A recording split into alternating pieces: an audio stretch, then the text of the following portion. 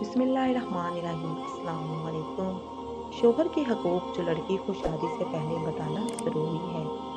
एक औरत सरकारे दो आलम सल्लल्लाहु अलैहि वसल्लम की खिदमत में हाज़िर हुई और अर्ज़ किया, या रसूलल्लाह, मैं गैर शादीशुदा हूँ, अब शादी करना चाहती हूँ, मुझे शोहर के हकूक़ बतला दीजिए।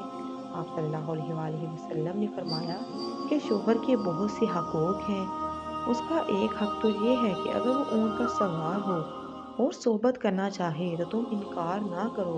मतलब ये है कि जिस वक्त भी और इस हाल में भी वो इसकी ख्वाहिश करे, तुम्हें इनकार नहीं करना चाहिए। एक ये कि शोहर के घर की कोई चीज़ उसकी इजाज़त के बगैर ना दो। अगर दोगी तो खुद गुनहगार होगी, लेकिन शोहर को सवाब मिलेगा।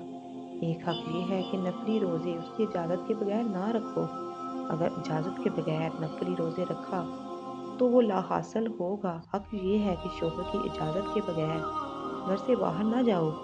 अगर ऐसा करोगी तो फरिश्ते इस वक्त लानत भेजते रहेंगे जब तक तुम वापस आकर तौबा ना कर लो। अल्लाह ताला हम सबको एक दूसरे के हकूक़ अदा करने की तौफ़ीक अता फरमाए। आमीन सुम्मा आमीन। इस वीडियो को अपनी औरतों के साथ, अपनी बहनों के साथ, बेटियों के साथ लाज़मी शेयर करें। मिलते हैं किसी अच्छी सी वीडियो के साथ। तब तक अपना और अपने बहन का ढेर सारा ख्याल रखें। अल्लाह ने के बाद।